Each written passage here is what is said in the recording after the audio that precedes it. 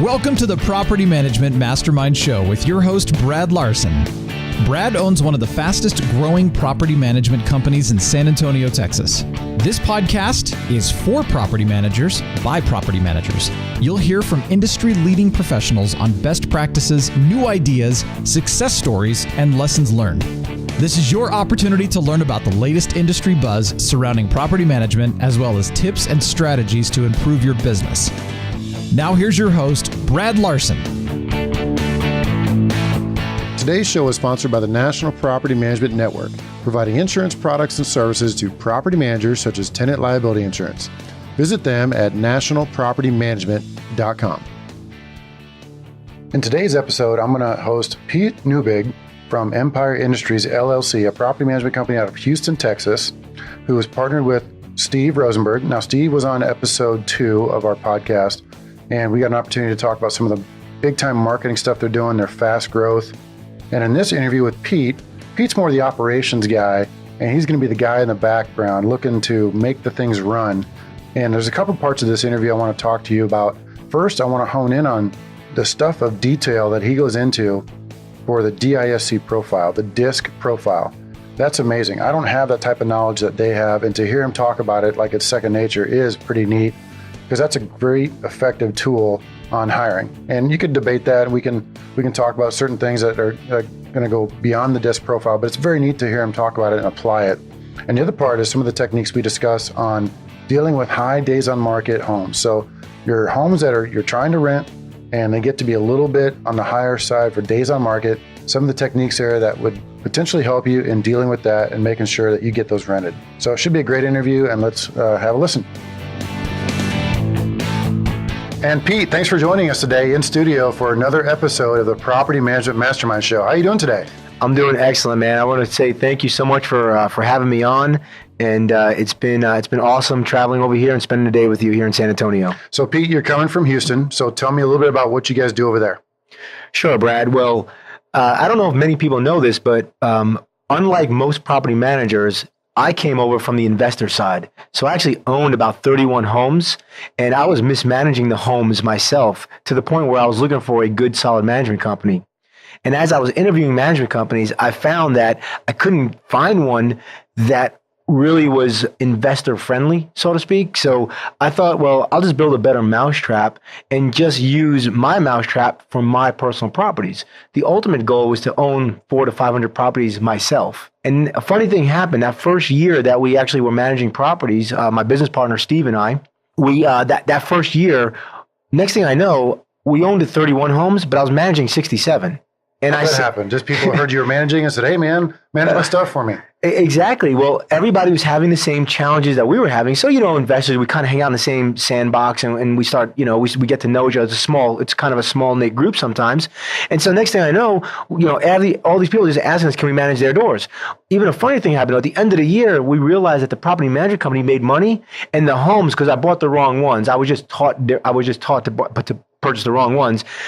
They were actually lost money. Mm-hmm. So I actually took money from the management company to pay off the debt on houses that I owned personally. And that was when I had my first aha moment. And so I realized that the systems I put in place were working for the management of not just our properties, but other people's properties. And that's how we started it was December 1, 2012. I know the date because I quit my job. Yeah, burned the boat, so to speak. That's a good thing to do. So give some listeners some background. You and your business partner, Steve Rosenberg, have a company called Empire Industries in Houston. And you guys have been around for 5-6 years, 4 or 5 years, whatever the official date is on that. And the cool thing that I really like, and because I've had Steve on a prior episode, is Steve does a lot of the business development and the marketing side, and he's a real energetic go-getter. But his personality is the sales versus you are the operational guy. You're really the brains behind the operation, because it's easy to sign somebody up sometimes, but it's a little bit more difficult to keep them happy, and that's your focus. Yeah, it's like Pinky in the Brain, right? So he goes out. His personality is, if you know anything about personality profile, high-eyed, energetic, loves to go out and sell. But well, I always joke, if it was just Steve's company, we'd have 2,000 doors, no systems in place, and it would just be like the Wild West. If it was just my company, we'd have like 5 doors, but everything would be spot on perfect. I'm a detail guy. He's the energetic guy. So it ends up working really well. Do we get into it every once in a while? I think anybody that has a company, your sales and your operations departments will always have a challenge. Even if you're the person doing both, sometimes you have a challenge with yourself. Because the handling growth is one thing we want to talk about, because you guys have been a fast growth company, clearly with the sales personnel you put in place, and we'll go into some of that more. It's like one thing to grow. It's another thing to handle the growth, which you've done well. I've been very impressed with some of the manuals you've been putting out, some of the key performance indicator guidelines you've been putting out. It's impressive. And your systems have gone a long way to handle that growth, because without it, it's just, you would sign somebody up, they get mad at you and they'd go away the next week. But you handle that growth in stride. So talk more about that. Yeah. So, I'm a systems guy. I was an IT guy for 20 years. So I'm a big systems guy. Now, the funny thing is, though, you can build systems that when you have extreme growth like we have had, 80% of those systems break. So it's a constant battle coming up and building systems that will adhere to the growth that we're having. So my job is to make sure that as we break the systems, that we don't, piss off our clients, for lack of a better word, and they leave, and then we continue building on those systems. And it's not just the clients you have to worry about, it's also your vendors you have to worry about. And most importantly, though, it's your employees that you have to worry about. Because when you're in a great growth company, there's a lot of stress. Yeah. And certain types of employees, as we know, everybody handles stress differently, but there are certain types of personality profiles that just hate change, and they really have trouble with the stress. I get it. And we're going to talk more about that, because one of the things I wanted to back up on is where this show came from. The Property Management Mastermind show was basically you and I chatting for the last 2 years. So to let the listeners in a little bit further, Pete and I have a schedule on our calendar to talk every Thursday morning. And sometimes we can, sometimes we can't. But let's say we talk twice a month, and we just go through our challenges and through some of the good idea fairy stuff that we're doing. Yep. So it's a big benefit. And this is what this show is coming from, that exact scenario of you and I talking, and we're finally putting it on a podcast. So you ask me something every week, pretty much. So what are your challenges this week? That's what Pete always asks me. And so let's talk about some of those that may help some of the listeners. Absolutely. So I can talk personally what we're going through right now.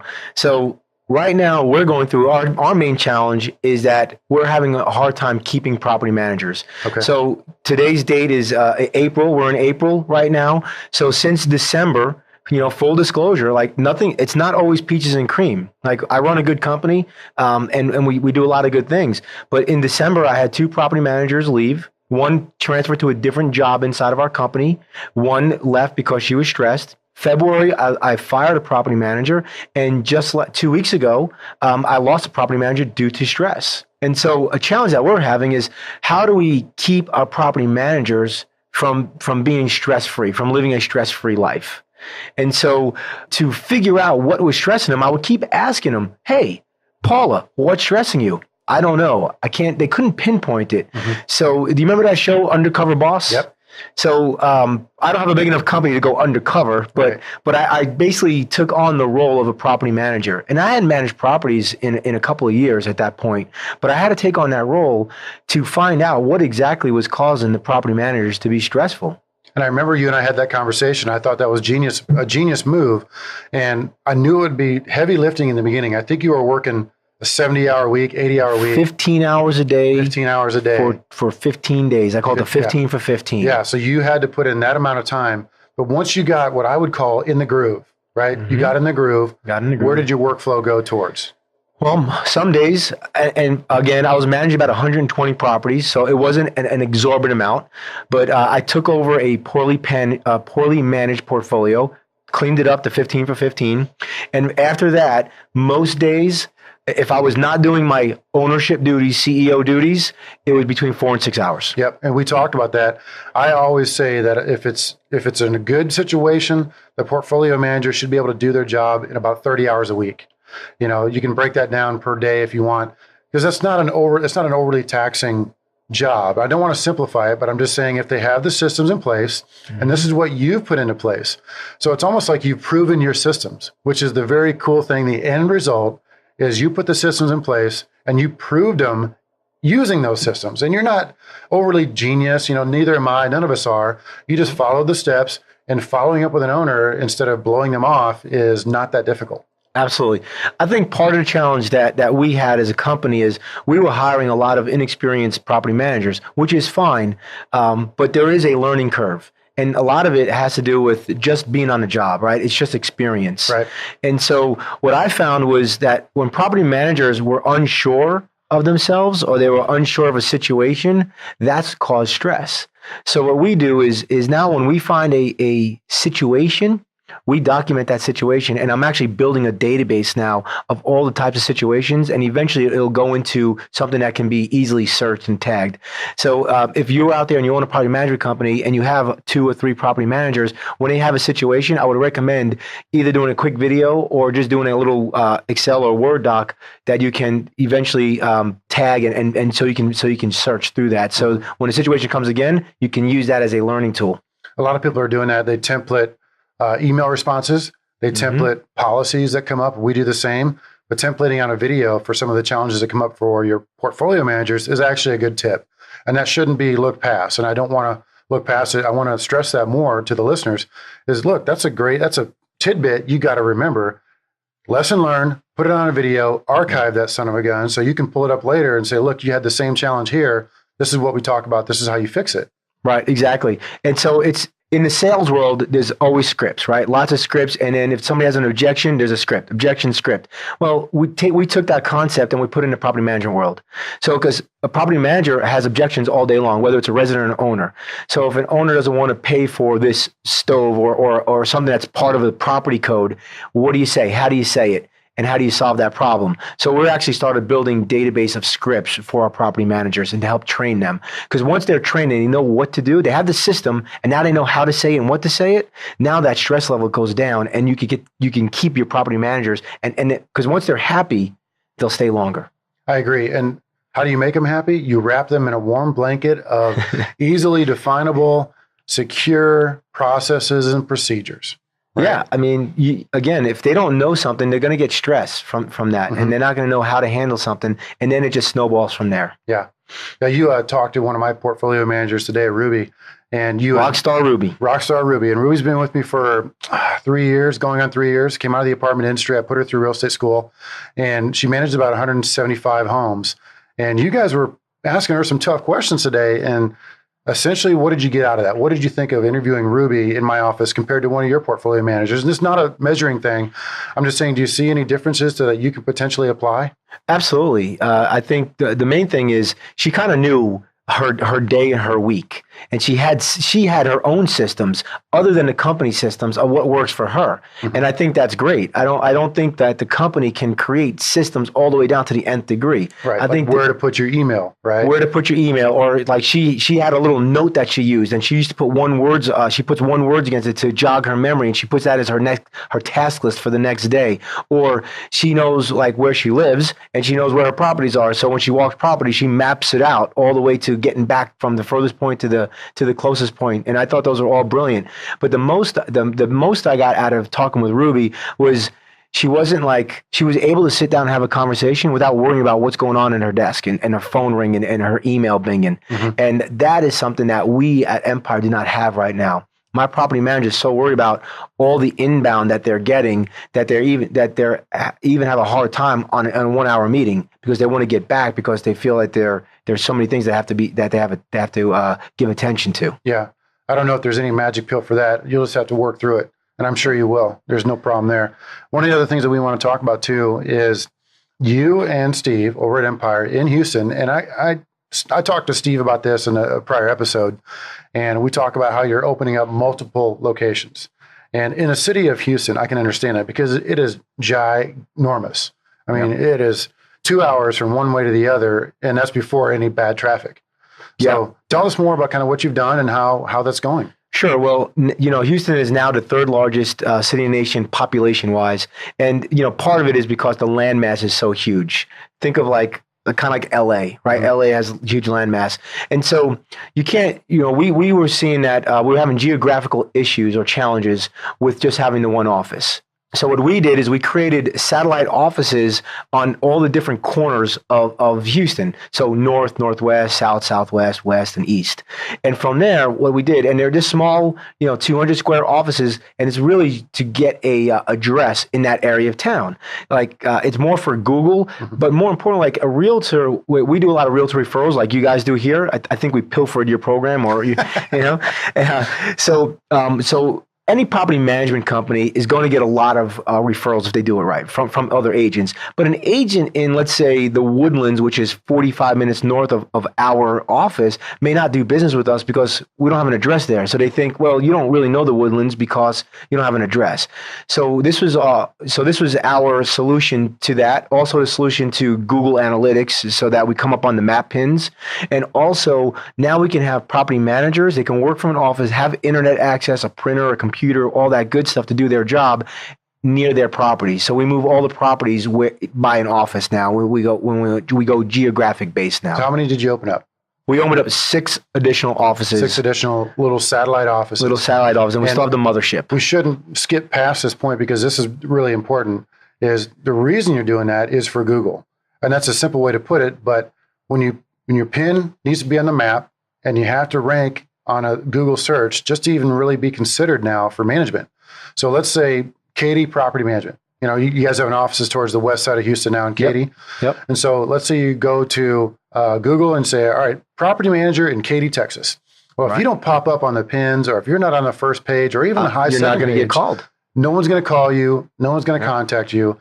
But now that you have a location there, you have the opportunity to SEO that, to search engine optimize it, and then also to do some pay-per-click ads. You could do that to build up that SEO presence to get more leads in that area. Because absolutely, your property manager probably lives right down the street. But since your main office is so far east into the interior of Houston, you're almost being penalized. Exactly. Exactly that. And, if you're not on the internet front page, you're not going to get that phone call. Yeah. It's as simple as that. Even no matter how much, unless you get referrals, which you guys have done an excellent job in working to get referrals. That's one of the programs that nobody else really does that I know of, is the level of referrals base that you go out and do. But that takes a lot of time. It's guerrilla marketing, right? It takes a lot of time, and it takes a lot of money, and it takes a lot of effort. But with the internet, it could take a lot of money with the Google ads and all that stuff, and I get it.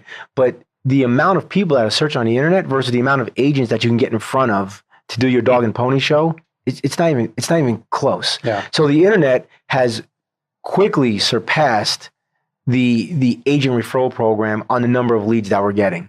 By the way, we created our business on agent referrals. That's how we started, because when you start somewhere, you don't have any internet presence. I was going against guys that were in the business 20, 30 years. So, it took us a while. It took us 3 years, Brad, to get on that front page. Yeah. If anybody tells you, if you don't have an internet presence and anybody tells you I can get you on the front page in 6 months, it's just not going to happen. It's not, because we did a lot. We did a lot of blogs. We did Google reviews. We did all sorts of things. And it still took us a long time to get on that front page. Yeah, and that's where you want to stay. That's where you really got to be. Now it comes down to lead capture, right? It's one thing to get the lead, but lead capturing, working through those systems of going out, doing good business development practices, getting the business, and then making sure the business stays with you.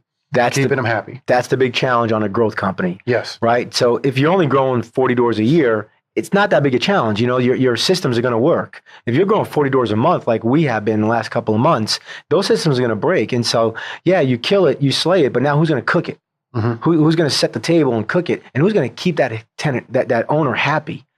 And that's a challenge that you have to, that I constantly worry about as the operations guy, because I take all of those owners complaining personally, maybe not all of them, but sure, but most of them. There's always a Class C landlord you want to kind of ignore. Yeah, but here's the thing, especially if we drop the ball. Sometimes you need the A chewing, the backside chewing. Absolutely.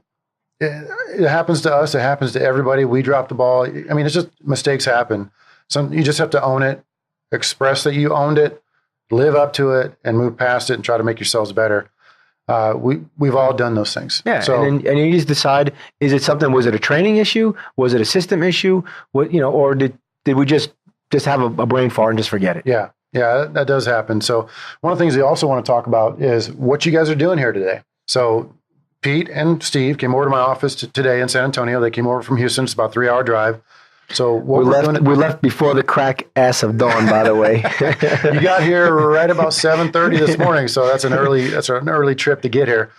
And we've been able to knock out some very productive things today. So what I'm going to do is kind of talk about some of that, and let's chip in. Absolutely. Go for it. So what we've done is we're helping Pete and Steve develop products for them to help other property managers out there by purchasing these products. And they're going to be Word documents, they're going to be Excel documents, and there's going to be introduction videos explaining what these products are going to do for them. And we're going to be offering those on several of our websites. And this is basically sharing your knowledge with the world. Mm-hmm. And I can't underestimate or understate that, because the things you put together, the programs, the guides, the manuals are just extremely impressive. I'm not saying that to be overly dramatic, but I looked at them and was like, man, I don't have that level of stuff even in what we're doing. So I've been impressed so far. Let's talk about a couple of those. Sure. Well, before we do that, I just want to let you know that Steve and I have worked with a business coach for over 4 years, and we've also go to lots of seminars. We always go to the NARPM events, and so I did the math. So over the last 5 years, we have spent close to $500,000, $500,000 in coaching, seminars, and the likes, education. Getting our education. Go through a couple of those with us, because I don't know the whole extent of that. So share with me on some of those. Sure. So we have a business coach that we pay every month. And so we've been with him for almost 5 years now. Okay. And so that is a pretty good sum of money. I think we pay him about $40,000 a year. So it's like a part-time CEO. But this is the reason why we have gotten to where we've gotten in such a quick amount of time. Mm-hmm. I think personally, I think we would have been out of business if we didn't have that business coach. But we've also paid other experts in the field on investments, on how to grow your business, just all sorts of different things that we have done. And I'm talking good money, $40,000 here, $50,000 here. Wow. We spent a lot of money to do this. So what we're selling is a common, and don't worry, the sales price on these is not close to what I've been paying. Sure. But that's basically this is the sum of the parts. It's a compilation, kind of like the bottom of the funnel of some of those things you've been working with. So name the last seminar you went to. What was that guy's name again? It was Grant Cardone. It was the 10X Growth Club. Grant Cardone. And we'll put that on the show notes as well. Absolutely. Yeah. Grant Cardone, he's a big sales marketing guru. Mm-hmm. And we have hired his team to help our team with closing deals.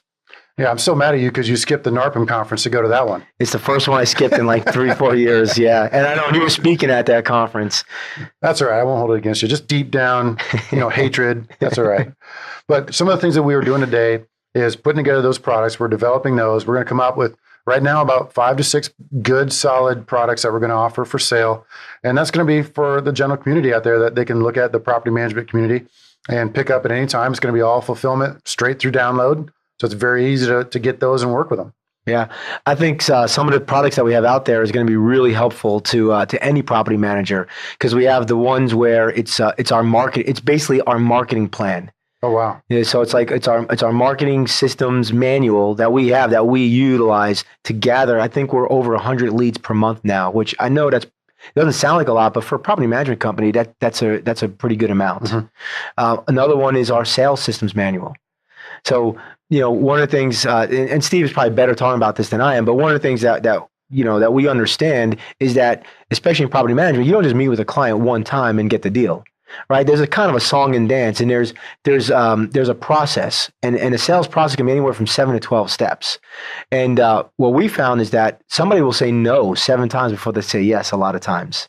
And so if you don't continue doing that process, touching them over and over, you're missing deals that, if you call one time, say, I'm not interested, and you hung up and you never got captures information and started sending them information, that would be somebody you can turn later on. Yeah. And touches could be a phone call, a text message, an email, a newsletter, a postcard. Thank you. Yeah. I'm just thinking of all the different ways, a letter. And one tidbit there, if you're going to write somebody a letter, make it a 7-page heartfelt letter.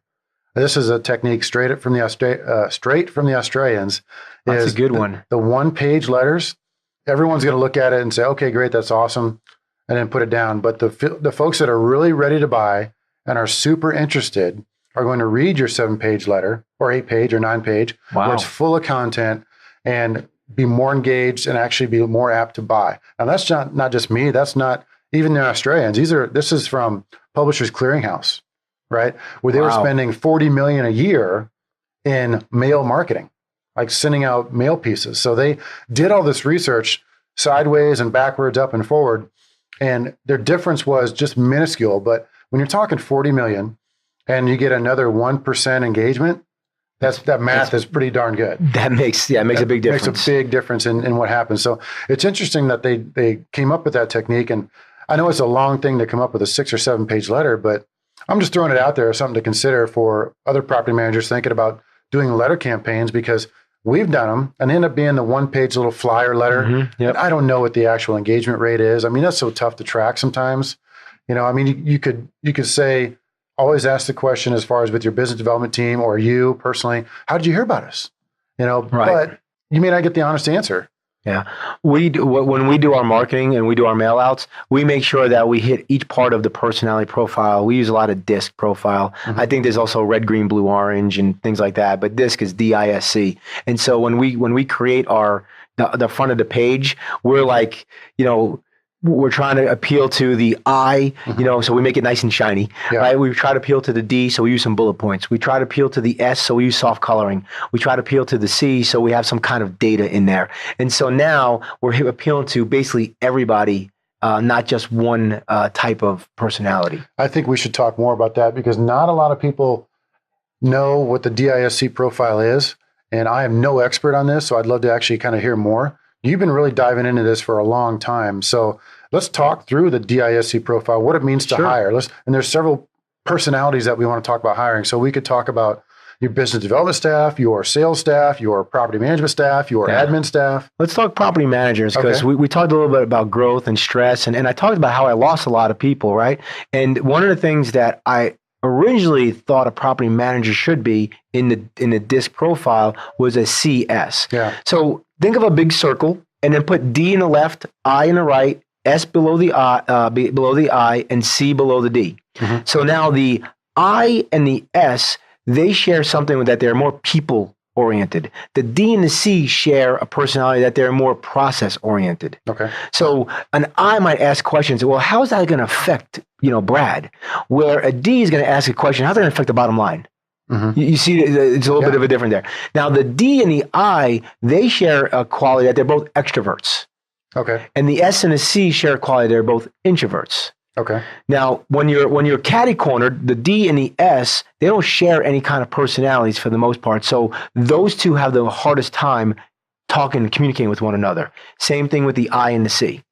So once you understand the personality profiles, you know how to communicate with people, which is big when you're a property manager and you're communicating with owners and with residents and with vendors and so forth. Now, what we found is that originally we thought we needed a CS as a property manager. Somebody who's a C is detail oriented, and an S has like kind of some sincerity. So we thought we needed people to be detail oriented with some sincerity, meaning like, oh, I understand, Mr. Tenant or Mr. Owner, how you feel, and I'm going to go ahead and kind of help you out and save the day. But we are a different environment than somebody who's been in business 20 years. By growing 40 doors a month, we are in a growth environment with a lot of change. Mm-hmm. The systems I built them all in 4 years. So you can imagine the amount of change I've done. And I told you every systems break 80% of the time in the growth. Always be changing. S's hate change. So an S would hate working for Larson Properties. I would just tell you that because I know you guys change even faster than I do, and I can't keep up with you. And you are like the implementation connoisseur specialist, and I admire that about you and Larson Properties. It's amazing how quickly you guys implement. Just fantastic. Let's talk about the DISC. Let's talk about specific examples to put this in context. So let's talk about you and Steve. Are you different personalities, and how does that work out? Yeah, so Steve he's a super high I, meaning like if you looked at the chart and you had to put a little point inside the circle, he's outside the circle. Okay. And I am closer to a DC, so I'm a higher D than I am C. So I'm more extrovert, but I am detail oriented. Yeah, you are. Yeah. And so when Steve and I talk, it's really like talking two different languages. Mm-hmm. He is the big grand thinker. And as he's telling me, hey, we're going to go to Brad's and we're going to create content to sell, I'm already thinking, how do we upload it? How do we get the information? I'm trying to connect all the dots. I cannot go from A to Z where he goes A to Z. I got to go A, B, C. I noticed that today because I had to reel him in and said, no, let's focus on this video next. Yeah, he's like, squirrel. Okay. Yeah, great analogy. So give me one of your portfolio managers. I'm going to give you a great example. So I just had a couple portfolio managers quit on me, and they were CSs. Okay. And what I realized is that, being in detail is still something that you need as a property manager. But as the S, they couldn't handle the fast-moving stress that gets created with owners calling that are upset, or tenants calling about something, and they're not super decisive. And so they let this stress build up on them, and S's don't deal with stress very well. And so they get to the point where they just can't handle it anymore. And so they burn out or they quit. Or we have to fire them because they're so they can't make any decisions. Okay. So what we did is we changed our profile from a CS to a CD. Okay.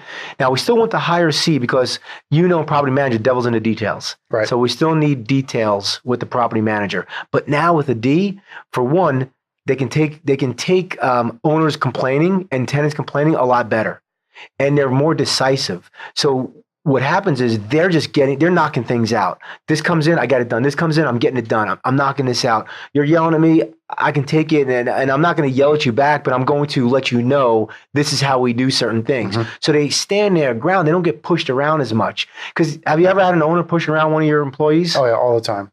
All the time. And with a D, they get pushed around a little bit less. Yeah. And so that is where, when we started looking for the new batch of managers, matter of fact, I just hired Veronica. Hi, Veronica. And she's been with us for 30 days. Brad, she's already our second best property manager. And I know in another 30 days, she's going to be our best property manager. That's good. All because of the profile. And you extensively use that in the hiring process. It's a tool, and we weight it pretty high. We like to see some experience if possible. We still look for a real estate license and things like that, and we're still doing a background check, and we're still calling references, but it is weighted very high in how we hire for all of our positions. Okay. For example, I had a lady that was interviewing with me for a bookkeeper role. Now, if you can, now that you guys know a little bit about this, you can say, what do you think a bookkeeper role Brad would be? Boy, you're putting me on the spot, man. This is my show. You can't do that to me. Probably a high C. It would be an extremely high C. See? Lucky guess. Nice job, right? Congratulations. This lady had some experience, but she was a super high I. She tested out as a high I, and when I interviewed her, she was a high I. And a high I just does not have attention to detail. They can do it for a while. They can learn it for a while, but overall, that's not their natural process. And so for those reasons, I ended up going with D Money, who is a super high I. As high as Steve is with the outside the chart, he's a C on the outside. Yeah, and he handles all the books for you guys, right? Exactly, and he's incredibly detail oriented. His real name is Derek Wynn, but you like to call him D Money. He's in charge of the money, baby. He's in charge of the money, so why not call him D Money? He's in charge of the money, and that goes back to the term culture, right? The term that I hate, but you hear me say that's part of the environment. So the joking environment, the loving environment you have is you got him a nickname. That's right. And he's almost embraced it. He loves it. Yeah. So that makes working in that environment, a little bit, just a little bit more thing. It's a little more fun. Yeah, absolutely. That's kind of a cool deal. I like that. Absolutely. So again, if you wanted to hire a marketing person, it's a C. If you wanted to hire a salesperson, it's a high I. A maintenance coordinator is going to be a C. Most of your positions are going to be C's inside the operations. Your salespeople are going to be high I's. Marketing is the big one. Everybody thinks a marketing person and a salesperson are the same. And so they end up hiring this high I who loves to go out, talk, say the same spiel over and over, real extroverted. But that's not a marketing person. A marketing person is really somebody who creates the copy, tests it, measures it, redoes it, modifies it, creates databases, and is always sending always sending content out. And so they have to be detailed, and they have to want to do the same thing kind of over and over and get it perfected, which a high C loves. They love doing stuff that makes it perfect. Yeah, one of the things that we talked about a few weeks ago was the challenge we're both having with the higher days on market. So with the kind of the market, maybe not, what's the right term? Help me out here. Say shifting? Shifting is a term. That's I know a lot of realtors are using that one. That's like the Keller Williams shift, but I don't know if it's necessarily gone that way. But what we're seeing is still a good population growth in most of the major markets in the U.S. So we've had to become a little bit creative. So tell us a little bit about some of the creative methods or procedures you're putting in place to ensure that the days on market for some of your rentals are not getting too high. Yeah, so it is a big challenge, especially in Houston right now, because the growth, we're still growing, but it's a lot. It's definitely slowed down. One of the things that we've done, which I think is kind of creative, is we actually took on agents under our brokerage, and we've put them in areas very similar to what we did with our property managers, and we created a team. So they're a team with the property manager. Okay. They're not an employee; they're still a 1099. But what we're doing is we're giving them our listings. We do a favorable split for both parties, and they're in charge of listing those properties. Listing them for rent. So they put them on the MLS. They're advertising them. It's their phone. It's their phone number that's getting rung. And they can get the tenants. Tenants commission. Right. Tenants commission. Okay. Exactly. And so then what we did is we have a weekly phone call between the property manager and the leasing agent to go over any challenges or anything like that. And we try to limit each agent to about 6 to 10 properties, depending on how far the properties are. How do you overcome some of the challenges where the owners insist on a certain price? We try to nip that in the bud on the front end. So the salesperson may have a CMA that's, let's just say, $2,000, but the owner wants $2,200 because his PITI and this is what he needs to make X dollars, right? Yeah. So in the past, they would just dump that on the property manager. And then the property manager would say, well, it's $2,000. And then the owner would get upset thinking that we're doing a bait and switch. So what we do now is we actually do an onboard. And we just started this recently. So I can't tell you if it's working yet or not. But what we're doing now is we have an onboard call, not just with the property manager, but also with the business developer or salesperson and with the agent on those challenged owners. And so now all three of them are sitting there and they have the same message that they're talking to the owner, and we still tell the owner, "Hey, Mr. Owner, we'll go ahead and put it on listed for $2,200, but we're gonna have a 14 days. We're gonna review this. Yeah. And if we don't get anything in 14 days, then we're gonna sit down, and this is the plan that we have going forward." Yep. I like it. So is that a regimented on the 14-day you do that, or is it further past that? It's around the 14-day mark. Okay. At least the week of the 14 days. We don't want to go 30. Yeah. 30 days is too high. It's too long. And because look, at the end of the day, if you're not going to lease that property, he's going to get mad at you if you don't call that owner for 30 days and then you call him, tell him, hey, you got to lower this price, and you haven't heard anything from you. He's not going to be happy, and we've lost owners because of that. Yeah. So we're changing our methodology on the front end to create a plan with the owner, because what we felt was that the owner felt like it was very adversarial. Oh, Mr. Property Manager, you just want to get this thing leased. Well, actually, yeah, we want to get it leased for you so that you can cash flow. But what he was feeling was like, you're not talking to me for 30 to 45 days. And the first time you talk to me, you tell me I got to lower the price. Yeah. And so now with this conversation, hey, we're going to create this plan. We're going to talk to you in 14 days. If this doesn't work, we're setting it up at the front end. We're setting up saying, look, Mr. Owner, it's $2,000, but we're going to do $2,200. Now, 14 days later, Mr. Owner, we didn't get anything. Or you know what? Hey, it worked. Mr. Owner, we got you somebody. But most of the times, 99.9% of the times, Mr. Owner, it didn't work out. We didn't get anything. It's a beautiful house, but here's your competition. Here, we need to bring it down if we want to go ahead and get this thing leased. Yeah. We've experienced the same challenges here, and I'm thinking about 5 or 6 techniques off the top of my head. I've heard even some people offering free TVs. Yep. Rent the home this month, free TVs, which is kind of cool. The apartment complexes do this stuff, but internally, what we're doing, and there's no right, wrong, or other, but internally, what we're doing is we send the owners a Monday morning update. So every Monday morning, they get an update from our marketing team, copied the portfolio manager with a snapshot of what's going on from the multiple listing service. So it shows how much activity they're getting, how many showings they've had. And at that point, the portfolio manager gets a copy of that and the owner. And that's a great time for the portfolio manager to hit reply all. Dear Mr. Owner, it might be time to lower the rent. Here we are at 3 weeks, no activity, no showings, no nothing. So that $2,000 home, or you wanted $2,800, it's not going to fly. It's time to make that adjustment. So we make sure we're doing that every Monday, make sure the portfolio managers have an opportunity to piggyback and make those comments to the owner. We think that works pretty well because it eliminates that owner saying, you never contacted me, you listed the home and nobody ever called me and I'm mad at you. You get those owners that make it a real big dramatic thing. Well, Mr. Owner, we've sent you an email every Monday. If you're not opening the email, I don't know what else we can do. I guess we can call you and hound you, but you're the one that sets the price for this home. We make recommendations, but it still is your home. We're only a slave to what you let us do. The other thing we're getting into, and I'm starting to train my staff on this, is getting more into the cash flow analysis. All right, so bear with me on this. It's kind of deep. Okay, you kind of know where I'm going. I know where you're going.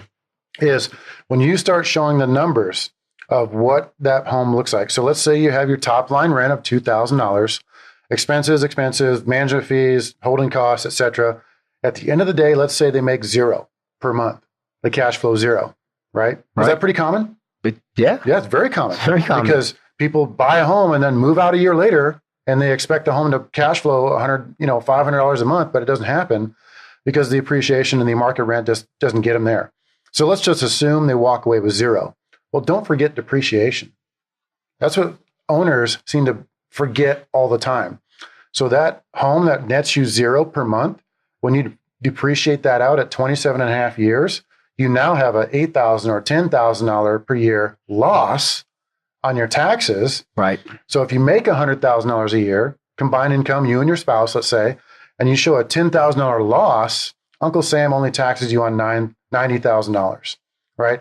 So essentially they're making money every month, even though they net zero. Right. And so we're trying to illustrate that a little bit more to our owners. It's not as easy as it sounds because it's complicated stuff, right? It is. It's very complicated. Okay, we did implement a 21-day leasing guarantee, right? And so I think you've seen this program. You've heard me talk about it with you. And essentially, we will offer them 2 months free of management if we can not lease their home within 21 days, under a couple caveats. 1, the home has to be vacant. 2, it has to be made ready. I mean, we have to confirm it's made ready. It doesn't have, piles of dog poo everywhere. And 3, we price it, right? Home is vacant, made ready, we price it. Now, if we can't rent it within 3 weeks, we'll give you a couple months worth of management fees for free. I like it. That's a great program. Yeah, and it's been working well. We advertise the heck out of it. And it also kind of wakes up some owners saying, oh, wow, well, Mr. Owner, we can't give you this guarantee if you insist to price that $2,000 home at $2,800 a month.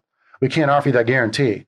And they start to understand, oh, maybe they really do know what they're talking about, right? So I would encourage people to figure out ways to maybe implement some of 2 or 3 of those techniques to show the owners that they work with that sometimes you just have to reduce the price. Another one we use, and I'm sorry to steal your thunder here. That's Pete. Okay.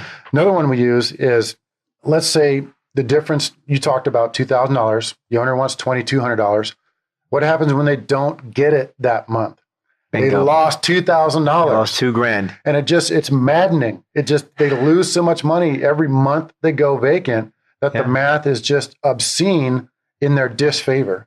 And if they would just listen to you and drop $100 or drop $200, sometimes we've seen it where you drop $25, you get 3 applications in a weekend. Well, you've seen it. Yeah. We've seen it. Happens all the time. It baffles you. You're like, $50 drop and they got 3 applications. That is just, it went from $1,550 to $1,500 and you get 3 applications in a weekend. It just makes no sense. But sometimes little decreases like that work. Amazing. The other thing too is what we started utilizing is a lot of times if you can lower the entry point of how much that renter has to bring in. Mm-hmm. So sometimes we'll say, look, Mr. Owner, why don't you give 2 weeks free on the first month's rent? Mm-hmm. And so now the resident has to bring less money in. And so we see that works pretty favorable sometimes. We just did a whole video and a whole internal reflection on lowering the barriers to lease a home, meaning online applications, online lease agreements, online signing, lockbox move-in. Easy button. Easy button. We're establishing the easy button everywhere we can to make it easier for tenants to rent our homes for the owners that we represent. Because you're still seeing paper applications. Apps. It's like, what are they doing? And you're still seeing paper applications accompanied with certified security deposit funds, right? How much fun is that to go get a $2,000 security deposit check just to apply for a home? Yeah, that's crazy. a big pain. Yeah. And people are still doing that in the market. And that's what you and I have talked a lot about, reducing those barriers of renting. And I think that's going to help when you start experiencing high days on the market. Certain markets, they might be just super quick and they just kind of pick and choose. But like the rest of the normal world, they may have to actually advertise the homes correctly and make sure the good pictures and video, et cetera. Best product, best price still wins out. But if you have a best product, best price house and you have all of these red tape to go through to get that house, people are going to be like, screw it. I'll go down the block. Mm-hmm. You rented a VRBO ever? I have not. How about Airbnb? Yes, Airbnb. Okay. How easy was that? Airbnb is super simple. Super easy, super simple. That's where the industry is going for single family homes. And if it's not, you're lagging behind. And I've talked about this before on other podcasts, but I always like to bring it up more because I think we as an industry need to ensure that we're going that way. Otherwise, it's going to really hurt the regular property. If you're not embracing the technology, you will be left standing when the music is up. Exactly. So, Pete, I wanted to say just a little quick thank you for coming on the show. Do you have any final comments? I just want to say thank you for having me on. It's been a great day. I look forward to putting our products out there and helping a lot of property managers grow their business, hire the right people, and actually measure performance, which we didn't touch on, maybe another podcast. Yeah, maybe. Measuring performance. So thank you for having me. Excellent, Pete. Thanks again. Take care. Today's show has been sponsored by Virtually Incredible, providing tenant screening services, call center services, and video production services to property managers. You may also visit them at virtuallyincredible.com. This has been a podcast episode by PropertyManagementProductions.com. Be sure to subscribe to our podcast, leave us feedback, and come back for our next episode.